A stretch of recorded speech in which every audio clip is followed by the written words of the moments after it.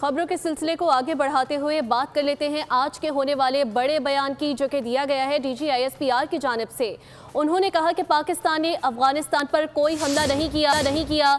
हमारी पॉलिसी अफगान अवाम के खिलाफ नहीं है। अफगान रजीम दहशतगर्दों के खिलाफ कार्रवाई करे। जैसा कि पाकिस्तान माजी में भी बारहा ये बात कह चुका है कि अफगानिस्तान सरजमीन को दहशतगर्दों के इस्तेमाल से रोका जा सके, और आज के बयान में दोबारा ये बात की गई कि अफगान रजीम को दहशतगर्दों के खिलाफ कार्रवाई से रोका जाए। लेकिन उसके बाद उन्होंने कहा कि पाकिस्तान ने अफगानिस्तान पर कोई हमला नहीं किया। DGISPR ने कहा कि अफगान रजीम दहशतगर्दों के खिलाफ कार्रवाई को यकीनी बनाए।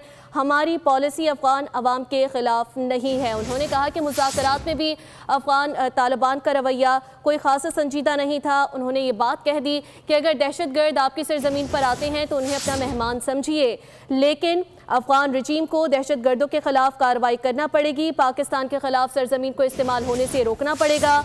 पाकिस्तान ने अफगानिस्तान पर कोई हमला नहीं किया। हमारी पॉलिसी अफगान अवाम के खिलाफ नहीं है। सब्सक्राइब करें और बेल दबाएं ताकि कोई खबर रह न जाए।